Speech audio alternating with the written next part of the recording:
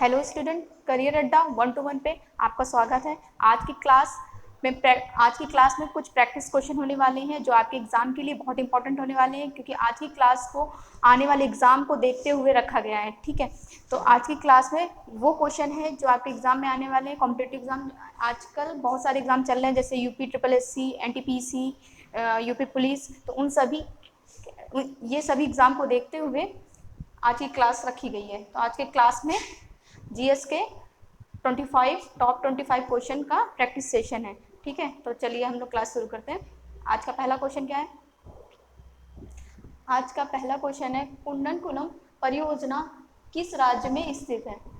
कर्नाटक में, तमिलनाडु में, तेलंगाना में या केरला में? कुंडनकुलम किस राज्य में स्थित है? तमिलनाडु में। ये कैसी परियोजना है? ये नाभिकीय ऊर्जा से रिलेटेड परियोजना है। ठीक है, तो कहाँ स्थित है? तमिलनाडु में। ठीक है, तो हमारा ऑप्शन सेकंड सही होता है, तमिलनाडु।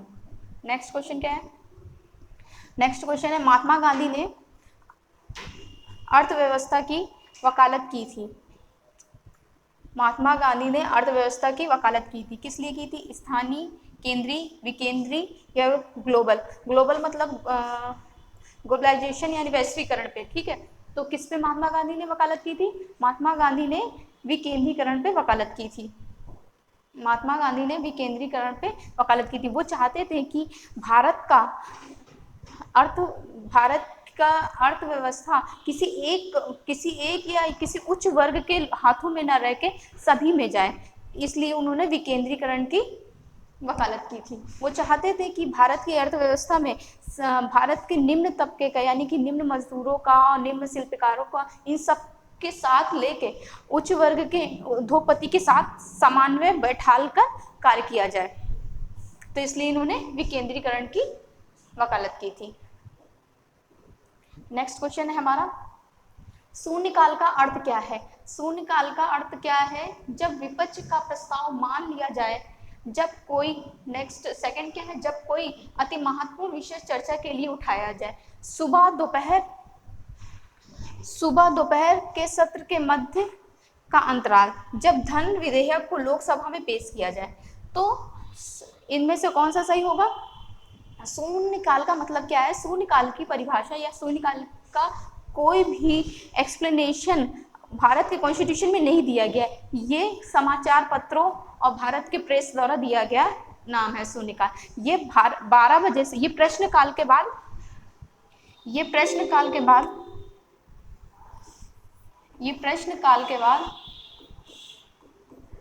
12 से 1 बजे के बीच में होता है।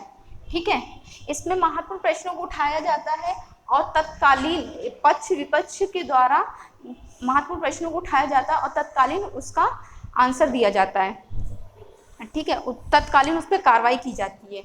तो इस हिसाब से हमारा आंसर कौन सा सही होना चाहिए? जब कोई अति महत्वपूर्ण विषय का चर्चा के लिए उठाया जाता है और तत्कालीन ही उसका सॉल्यूशन ढूंढा जाता है, इसे शून्यकाल कहा जाता है। अगला क्वेश्चन क्या है हमारा, भारत में संविधान में निम्न में से किसके विरुद्ध महाअभियोग या अभियोग चलाने का प्रावधान नहीं है? ठीक है, महाअभियोग क्यों लगाया जाता है? जब किसी के कदाचार या कोई कदाचार की व्यवस्था, जब भारत के उच्च पदों पे बैठे हुए लोग जब कदाचार करते हैं, उनको हटाने के लिए महाभियोग लाया जाता है। तो इनमें से किसके खिलाफ नहीं लाया जा सकता है? राष्ट्रपति के खिलाफ, राज्य के राज्यपाल के खिलाफ, या भारत के मुख्य न्यायाधीश के खिलाफ, या भारत के उपराष्ट्रपति के खिलाफ? तो राष्ट्रपति के खिलाफ भी लाया जा सकता है, न्यायाधीश के और भारत के उपराष्ट्रपति के। जब भी इन पे महाअभियोग लाया जाता है तो इनको 14 दिन पहले से सूचना दे दी जाती है। ठीक है, राज्य के राज्यपाल के खिलाफ नहीं लाया जाता है, क्योंकि इसका पद राष्ट्रपति के प्रसाद पर्यंत है, इसलिए इस पे महाअभियोग नहीं लाया जाता है। तो किस पे लाया जाता है? राष्ट्रपति पे, मुख्य न्यायाधीश पे, उपराष्ट्रपति पे, राज्यपाल पे नहीं लाया जाता है, तो इसलिए ऑप्शन हमारा सेकंड सही होता है। अगला क्वेश्चन क्या है, भारत के योजना आयोग का प्रथम अध्यक्ष कौन था? ठीक है, भारत के योजना आयोग का प्रथम अध्यक्ष कौन था? भारत का योजना आयोग का अध्यक्ष भारत का प्रधानमंत्री होता है। ठीक है, प्रदेश सभापति अध्यक्ष भारत का प्रधानमंत्री होता है। तो सब भारत के प्रथम प्रधानमंत्री जवाहरलाल नेहरू थे, तो इस हिसाब से हमारा आंसर जवाहरलाल नेहरू हो जाता है। ठीक है, लेकिन अभी योजना आयोग का नाम बदलकर नीति आयोग रख दिया गया है। ठीक है, नीति आयोग रख दिया गया है 2015 में इसका नाम बदल के नीति आयोग रख दिया गया है। इस समय इसके अध्यक्ष मिस्टर पीएम मोदी है, उपाध्यक्ष डॉक्टर राजीव कुमार है। उपाध्यक्ष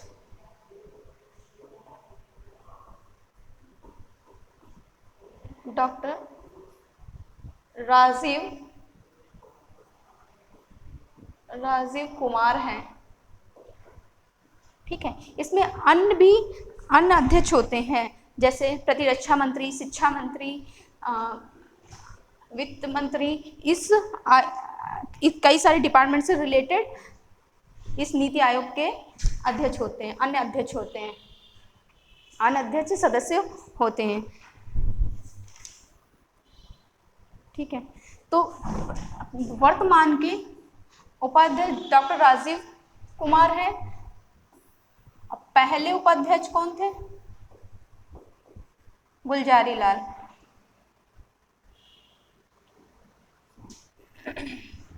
पहले उपाध्यक्ष गुलजारी लाल थे। पहले अध्यक्ष जवाहरलाल नेहरू और पहले उपाध्यक्ष गुलजारी लाल। वर्तमान में पीएम मोदी और उपाध्यक्ष डॉक्टर राजीव कुमार। ठीक है, ऑप्शन में हमारा एम विश्वेश्वरैया दिया हुआ है, पीसी महालनोबिस दिया हुआ है, जॉन मथाई दिया हुआ है। इससे रिलेटेड हम देखते हैं। विश्वेश्वरैया कौन है? भारत के प्रथम इंजीनियर। ठीक है, महालनोबिस, जॉन मथाई पहले रेल मंत्री हैं, ठीक है, ये अर्थशास्त्री भी हैं। इन्होंने 2 बार बजट पेश किया है। इनके भतीजे वर्गीस कुरियन हैं।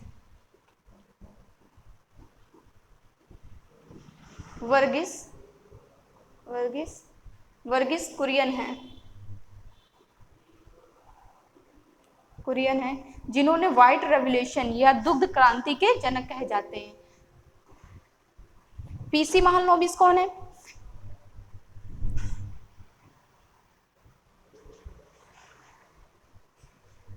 पीसी महालनोबिस ये भारत में भारतीय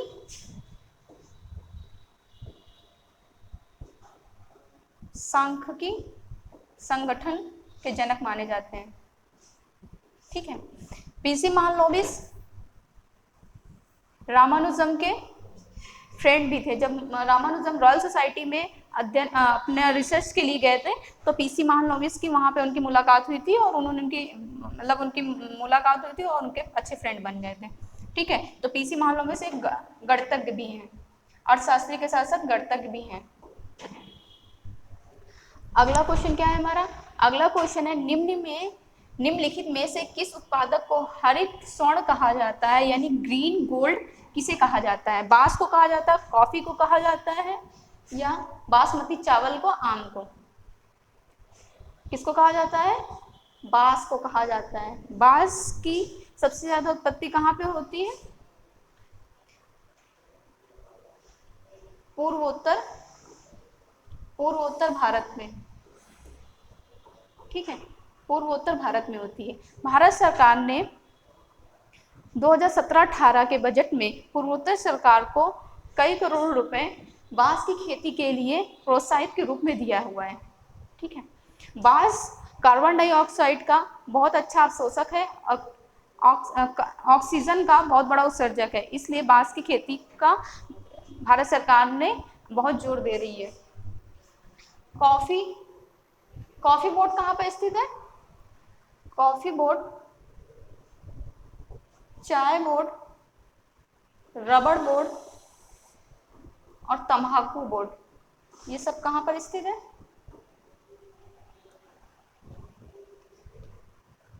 कॉफी बंगलुरु में, चाय कोलकाता में, रबड़ केरला में,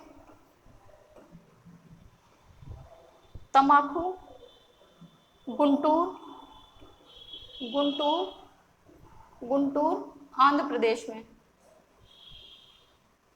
आंध्र में, ठीक है।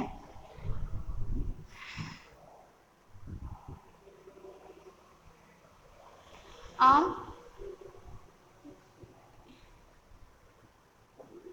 आम की सबसे प्रसिद्ध प्रजाति महाराष्ट्र की रत्नावली बड़ी फेमस है। ऐसी कौन सी प्रजाति है जिसमें गुठली नहीं होती है आम की? ये आप लोग कमेंट्स करके बताएंगे, ठीक है। बासमती चावल चावल की सबसे अच्छी वैरायटी मानी जाती है और बहुत ही कीमती वैरायटी है ये। तो आप लोग आम की ऐसी कौन सी प्रजाति है जिसमें गुठली नहीं होती है, आप लोग कमेंट्स करके बताएंगे। अगला क्वेश्चन है हमारा, हरित क्रांति की सफलता निम्नलिखित की उपलब्धता पर निर्भर करते हैं। किस पे निर्भर करता है? बीजों की उच्च पैदावार किस्म पर, पर्याप्त सिंचाई सुविधाएं, रासायनिक उर्वरक एवं कीटनाशक, या ये सभी। तो सभी जानते हैं हरित क्रांति के लिए उच्च पैदावार भी होना, अच्छे बीजों की अच्छी किस्म के होंगे तो उच्च पैदावार होगी, तो पहला भी सही है। पर्याप्त सिंचाई की सुविधा होनी चाहिए, अगर सिंचाई नहीं होगी तो फसल ही नहीं होगी, तो उच्च पैदावार नहीं होगी, तो हरित क्रांति से कोई लेना ही देना नहीं होगा, फिर कोई मतलब नहीं हुआ हरित क्रांति का। रासायनिक उर्वरक एवं कीटनाशक, अगर रासायनिक उर्वरक अच्छे हुए तो हमारी फसल की उत्पादक क्षमता हम लोग बढ़ा सकते हैं। तो ये सभी ऑप्शन सही हैं। तो फोर्थ ऑप्शन हमारा सही हो जाता है ये सभी, ठीक है। हरित क्रांति के जनक किसे कहा जाता है भारत में, और वर्ल्ड में किसे कहा जाता है? वर्ल्ड में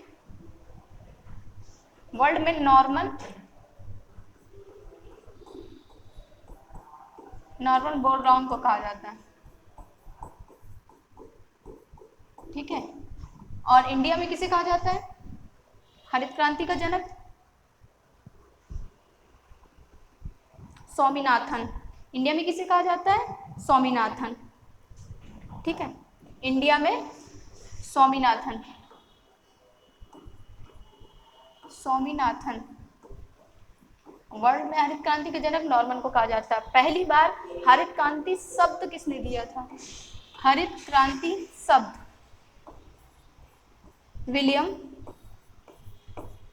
विलियम गार्ड ने दिया था, ठीक है। भारत में हरित क्रांति सबसे पहले कब शुरू हुई थी?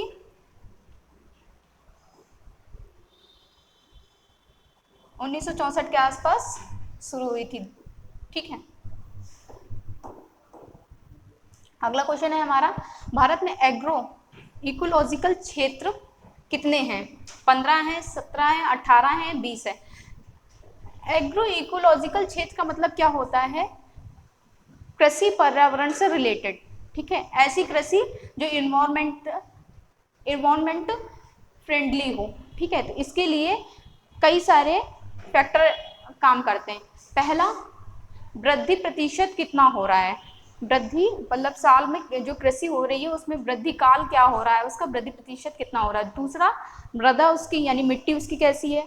तीसरा, वो क्षेत्र कैसा है। चौथा, पीईटी पर निर्भर करता है, ठीक है, पोटेंशियल इन्वायरमेंट से रिलेटेड है। तो इन 4 फैक्टर पे डिपेंड होता है कि वहाँ की मृदा कैसी है, वो क्षेत्र कैसा है, वृद्धि प्रतिशत कितना है, वृद्धि काल का अवधि क्या है, वो फसल कैसे हो रही है, ठीक है। तो इन 4 फैक्टर पर डिपेंड करता है। लेकिन ये क्षेत्र कितने हैं भारत में? तो भारत में ये 20 हैं। 20 में जैसे कि पूर्वी हिमालय, पश्चिमी हिमालय, पूर्वी घाट, पश्चिमी घाट, दक्कन का पठार, उच्च मध्य भूमि, गंगा का मैदानी भाग, गोदावरी कृष्णा का उर्वरक क्षेत्र, ये सभी है। बंगाल की खाड़ी के आसपास का क्षेत्र, असम का मैदान, ठीक है। इसी तरीके से ये 20 क्षेत्र दिए हुए हैं। अगला क्वेश्चन है हमारा, पाल साम्राज्य भारत के किस हिस्से से संबंधित है? तो किस हिस्से से संबंधित होंगे पाल साम्राज्य? हम जानते हैं पाल साम्राज्य की स्थापना गोपाल ने की थी। पाल वंश की स्थापना गोपाल ने की थी। इस वंश का सर्वाधिक महत्वपूर्ण शासक है धर्मपाल, ये गोपाल का बेटा था। ठीक है, गोपाल को एक मत्स्य न्याय के रूप में जाना जाता है। मत्स्य न्याय क्या होता है? जो सभी के लिए सामान्य हो।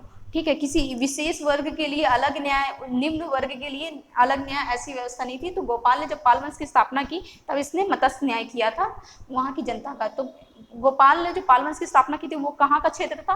वो बंगाल बिहार का क्षेत्र था, बंगाल और बिहार के आसपास का क्षेत्र था। ठीक है, बंगाल बिहार के आसपास का क्षेत्र था वो। तो ऑप्शन के अकॉर्डिंग हमारा क्या सही होगा? पश्चिमी होगा, पूर्वी होगा, दक्षिणी होगा या उत्तरी होगा? तो क्या सही होना चाहिए? पूर्वी, क्योंकि बंगाल भारत के पूर्वी साइड है तो पूर्वी क्षेत्र होना चाहिए। ये धर्मपाल है, तो धर्मपाल ने विक्रमशिला विश्वविद्यालय की स्थापना की थी। ठीक है, विक्रमशिला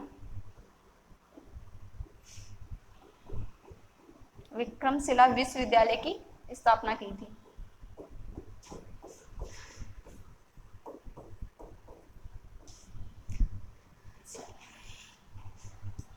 अगले क्वेश्चन पे चलते अपने। अगला क्वेश्चन क्या है हमारा? निम्न में से किस मुगल शासक ने अंतोगत्वा मेवाड़ के शासक महाराणा प्रताप सिंह के पुत्र राणा अमर सिंह से एक समझौता किया? तो ऑप्शन क्या है हमारे?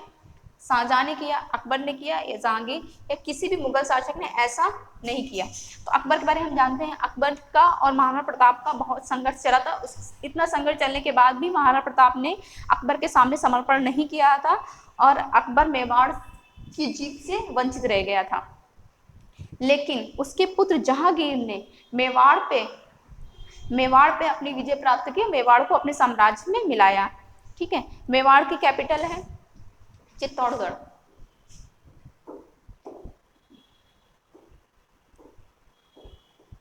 मेवाड़ की कैपिटल है चित्तौड़गढ़।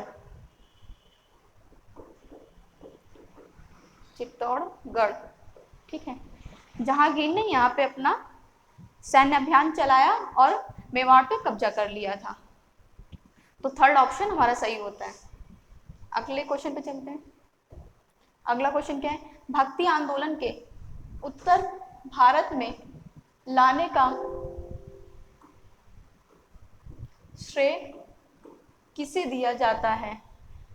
रामानुजम को, माधवाचार्य को, रामानंद को या रामदास को? तो किसे दिया जाता है? रामानंद को। ये किससे रिलेटेड थे? रामाश्रयी शाखा से रिलेटेड थे। ये कबीरदास के गुरु थे।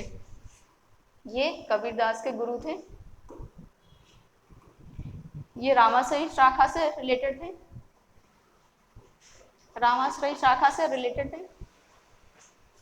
ठीक है, इन्होंने बताया है कि किस तरह से भगवान की भक्ति करनी चाहिए। इन्होंने बताया भगवान राम से किस तरह उनकी भक्ति करनी चाहिए, किस तरह से उनसे प्रेम करना चाहिए, ये सब उन्होंने बताया। ठीक है, भक्ति आंदोलन काल मध्य काल में भक्ति आंदोलन काल बहुत महत्वपूर्ण काल माना जाता है, क्योंकि इस समय इस्लाम में भी कई सारे सिलसिले या कई सारे कादरिया और चिश्ती सिलसिले, इस तरह के कई सारे सिलसिले का उदय हो रहा था और सभी का विकसित हो रहे थे।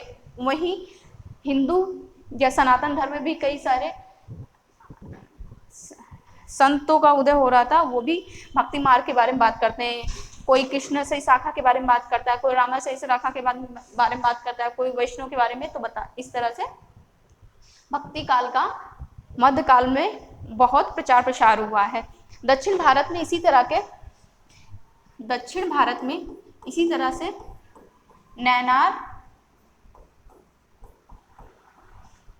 नैनार जो शिव को मानते थे, नैनार, और जो कृष्ण को मानते थे अलवार, जो कृष्ण को मानते थे अलवार, संतों का उदय हुआ। नैनारो और अलवारो कृष्ण को मानने वाले होते थे, ये शिव को मानने वाले होते थे।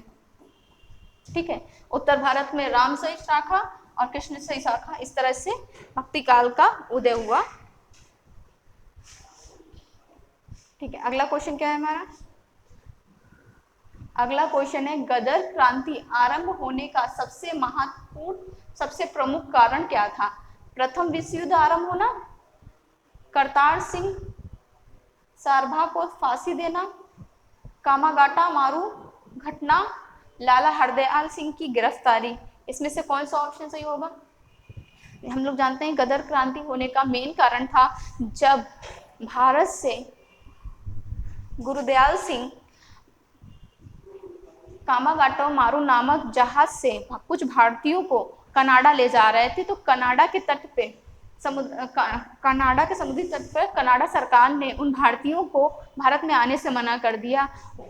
कनाडा सरकार ने इस बेस पे उनको आने मना कर दिया, अगर ये भारतीय यहाँ आते हैं तो यहाँ आकर विद्रोह कर देंगे। उस समय कुछ ऐसी घटना चल रही थी। तो ये घटना कब की थी? गाटामारू की 1914 की। ठीक है। इस जहाज में लगभग 400 लोगों को वो लेकर जा रहे थे और वहां जब लेकर गए तो उन्होंने जाने से मना कर दिया, कनाडा में मतलब इंटर करने से मना कर दिया। तो जब फिर वो वापस आ रहे थे तो ब्रिटिश सरकार ने उन्हीं लोगों को भारत में आने से मना कर दिया। ब्रिटिश सरकार को समुद्री तट पर लगाया गया और जब कहा गया कि अगर ये लोग भारत में एंट्री करते हैं तो इन पे कड़ी कार्रवाई की जाए। तो उन्होंने बहुत ही, ब्रिटिश सरकार ने रक्तपात किया था। तो इसमें कई सारे लोगों की मृत्यु हो गई थी और कुछ लोग दुर्घटनाग्रस्त हो गए थे। इसी वजह से गदर क्रांति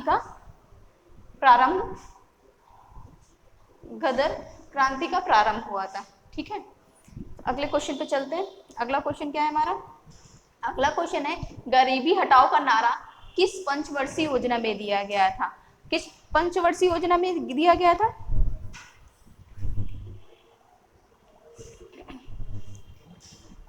पांचवी, तृतीय, चतुर्थी या छठवीं? तो किस पंचवर्षीय योजना में दिया गया था? पांचवी पंचवर्षीय योजना। इस समय पीएम कौन थी? इस समय पीएम इंदिरा गांधी थी। ठीक है, तो ये पंचवर्षीय योजना का टाइम पीरियड क्या है? 1974 से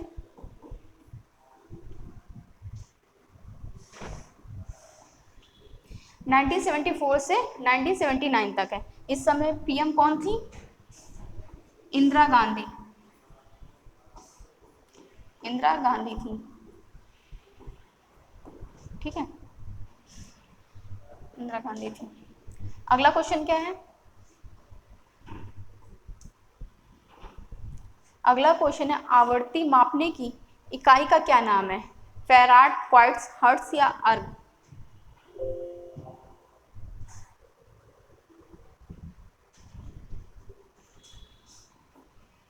आवर्ती, जब कोई कण या जब कोई पदार्थ एक सेकंड में जितनी गति करता है उसे आवर्ती कहते हैं। इसको हर्ट्ज में नापते हैं।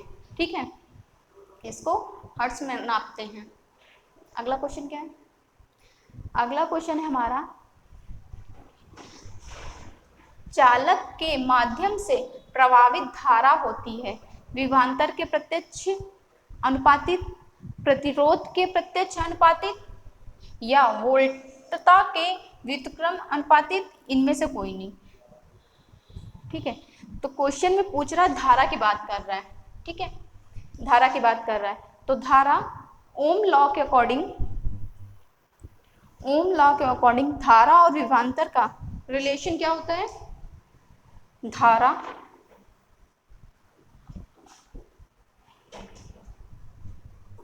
के समानुपाती होती है। ठीक है, विभवांतर का प्रत्यक्ष अनुपातिक। तो ऑप्शन फर्स्ट हमारा सही हो जाता है, विभवांतर के प्रत्यक्ष अनुपातिक होती है धारा। ठीक है, पहला क्वेश्चन सही हो जाता है। प्रतिरोध के होती नहीं, वोल्टता के होती नहीं है, इनमें से कोई नहीं, सभी आंसर ऑप्शन गलत है। पहला ऑप्शन हमारा सही होता है इस क्वेश्चन का। अगला क्वेश्चन क्या है? अगला क्वेश्चन है, हरे फलों को कृत्रिम ढंग से पकाने हेतु उपयुक्त गैस कौन सी है? एसिटिलीन, इथेन, हाइड्रोजन या कार्बन डाइऑक्साइड? तो हम सभी जानते हैं कार्बन डाइऑक्साइड है नहीं, हाइड्रोजन बेकार है, इथेन नहीं, एथीन होता है यहाँ पे भी, एथीन।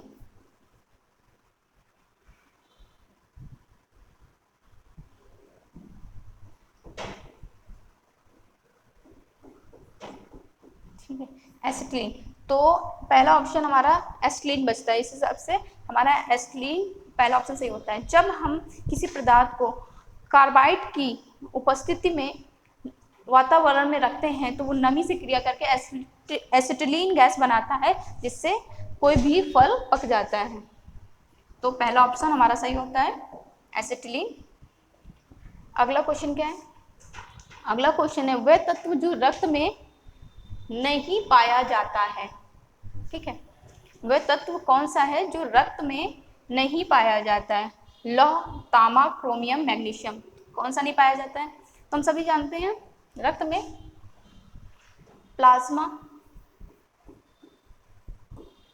और रुद्राणु पाए जाते हैं। ये क्या होते हैं? आरबीसी, डब्ल्यूबीसी और प्लेटलेट्स। प्लाज्मा में क्या होते हैं? एक कार्बनिक और एक अकार्बनिक, एक कार्बनिक और एक अकार्बनिक पदार्थ होते हैं। ठीक है, अकार्बनिक में क्या आते हैं? जैसे सोडियम, क्लोरीन, नाइट्रोजन, कैल्शियम, ये सभी आते हैं, जिंक, कॉपर, ये सभी आते हैं। तो और आयरन, आयरन से रक्त का रंग लाल होता है। आयरन रक्त में हीमोग्लोबिन पाया जाता है, जिस वजह से रक्त का रंग लाल हो जाता है। तो उसमें लोहा पाया जाता है, तो लोहा भी पाया जाता है, तांबा भी क्योंकि अकार्बनिक पदार्थ हो जाता है, क्रोमियम ये नहीं पाया जाता, मैग्नीशियम ये भी अकार्बनिक पदार्थ हो पाया जाता है। तो इस तरह से हमारा ऑप्शन सी सही हो जाता है, क्रोमियम नहीं पाया जाता है। ठीक है, एक मानव शरीर में मुख्यतः 5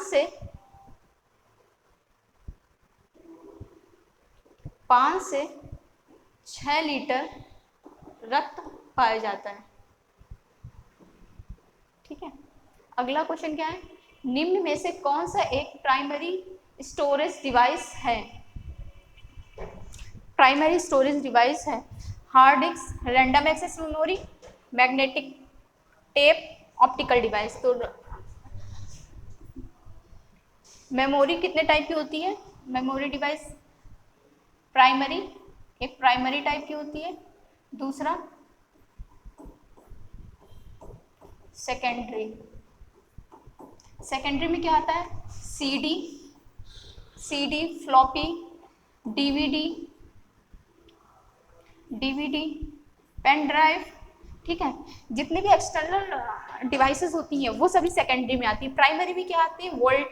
volatile, cash, non volatile. Non volatile में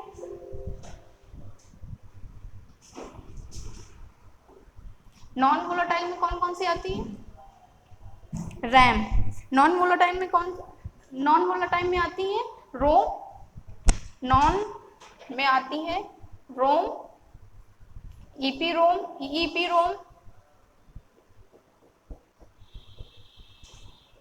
पीरोम।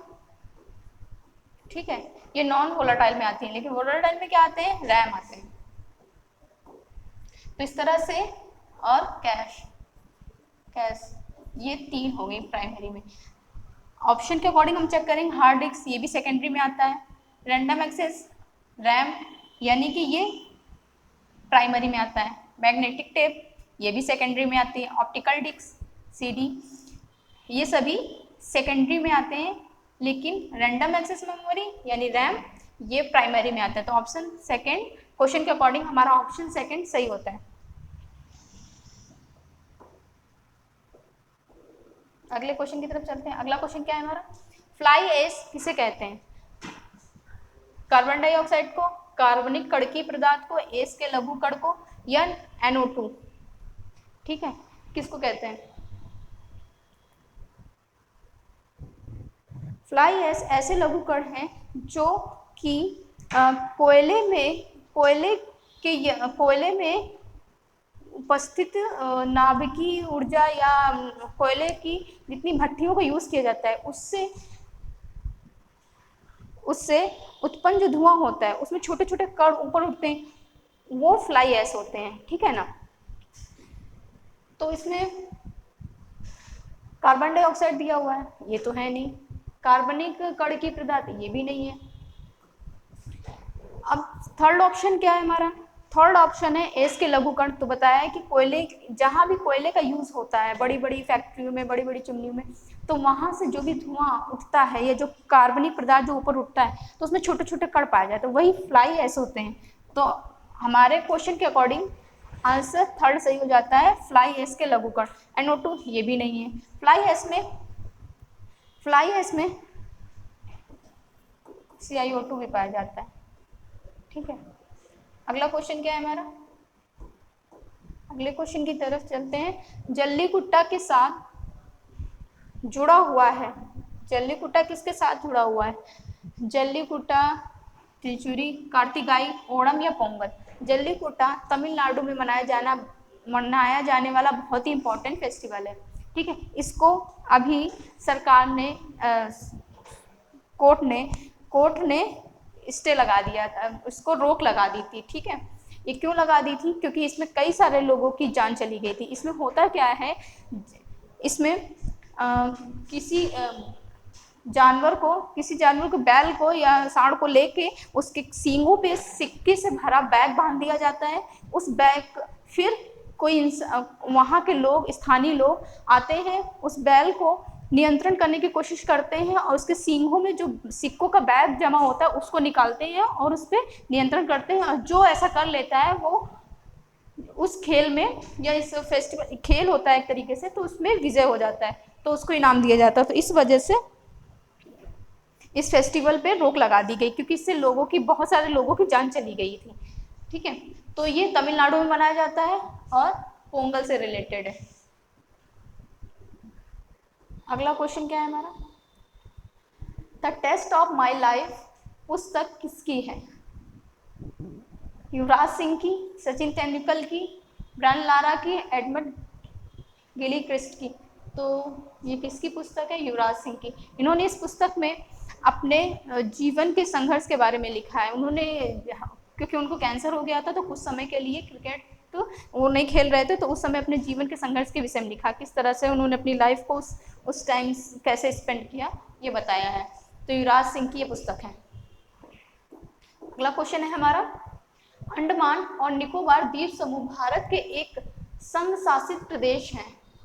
ठीक है, निकोबार में द्वीपों की संख्या क्या है? तो हम सभी जानते हैं अंडमान निकोबार एक द्वीप समूह का संघ है। एक द्वीप समूह का कई सारे द्वीप समूह का एकत्रित है, तो उसको केंद्र शासित प्रदेश कहते हैं।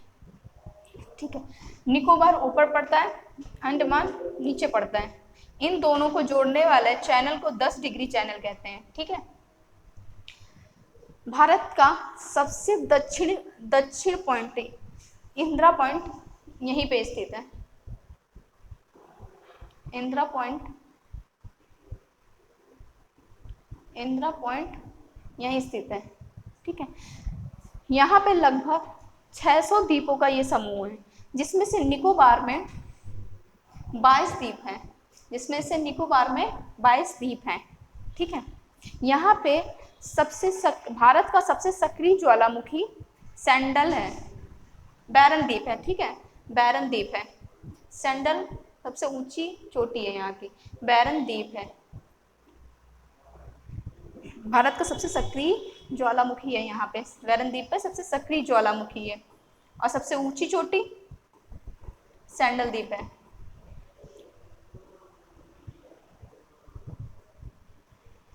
सैंडल द्वीप है।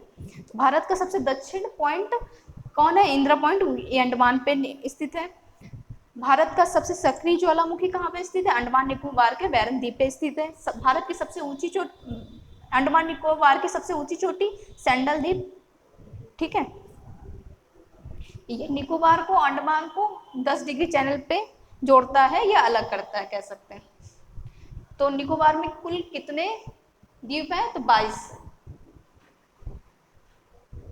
तो इसमें कुल कितने हैं? 22 हैं। ठीक है, इसमें कुल कितने? 22 हैं। अगले क्वेश्चन की तरफ चलते हैं। अगला क्वेश्चन क्या है हमारा? अगला क्वेश्चन है, भारत में रजत क्रांति, सिल्वर रेवोल्यूशन किससे रिलेटेड है? चांदी के उत्खनन से, अंडा और चिकन के उत्पादन से, कपास उत्पादन से, या स्वच्छ पेय जल का बोतलीकरण। अच्छा, तो चांदी के उत्खनन से तो है नहीं। स्वच्छ पेयजल बोतलीकरण से ये भी नहीं है। कपास को सफेद सोना कहते हैं, व्हाइट गोल्ड कहते हैं। ठीक है, व्हाइट गोल्ड कहते हैं। तो ये रिलेटेड किससे? अंडा और चिकन से। तो ऑप्शन सेकंड हमारा सही होता है। भूरी क्रांति किससे रिलेटेड है? हरित क्रांति किससे रिलेटेड है? भूरी क्रांति, हरित क्रांति, ये सभी आप लोग कमेंट्स करके बताएंगे हरित क्रांति किससे रिलेटेड है। ठीक है, अगला क्वेश्चन क्या है हमारा? वह नदी कौन सी है जिसका उद्गम भारत से नहीं होता है? चिनाब, ब्यास, सतलज, रावी। कौन सी नदी है जिसका उद्गम भारत से नहीं होता है? चिनाब का, ब्यास का, रावी का, इन सभी का हिमाचल प्रदेश के पास से होता है। सतलज का नहीं होता है। इसका उद्गम कहाँ से होता है? मानसरोवर से होता है। मानसरोवर तिब्बत के पास से होता है। ठीक है, मानसरोवर तिब्बत के पास से होता है। इसी के पास राक्षस ताल है, राक्षस ताल है। इसके थोड़ी दूर पे ही ब्रह्मपुत्र का उद्गम होता है, ब्रह्मपुत्र। भारत की 5 नदियों में से सबसे लंबी नदी सतलज नदी है। भारत की पंजाब में स्थित, पंजाब में बहने वाली 5 नदियों में से सबसे लंबी नदी है पंजाब की ये। ठीक है, अगला क्वेश्चन क्या है हमारा? अगला क्वेश्चन है, निम्न में से किस राज्य में काली मृदा पाई जाती है? काली मृदा, काली मृदा को रेगुन मिट्टी या कपासी मिट्टी कहते हैं, क्योंकि ये मिट्टी कपास के उत्पादन के लिए बहुत अच्छी होती है। तो भारत में दक्कनी या उत्तरी पश्चिमी क्षेत्र में पाई जाती है। तो ये क्षेत्र कौन से हो जाएंगे? गुजरात हो जाएगा और महाराष्ट्र, गुजरात, महाराष्ट्र और तमिलनाडु। ठीक है, तो ऑप्शन के अकॉर्डिंग हमारा गुजरात सही हो जाता है।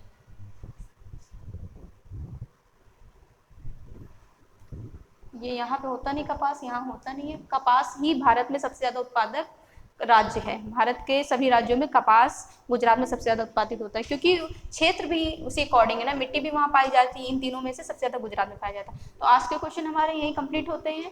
आशा है कि आप लोगों ने पूरी वीडियो अच्छी तरीके से देखी होगी, और आपसे उम्मीद है कि आप जो भी कमी होगी कमेंट्स करके जरूर बताएंगे। और आप इन क्वेश्चंस का जो मैंने सोल्यूशन कराया है, तो आप उसका नोट्स जरूर बनाएंगे, क्योंकि आपके एग्जाम के लिए रिवीजन के टाइम में बहुत इंपॉर्टेंट रहेंगे। Okay, thank you.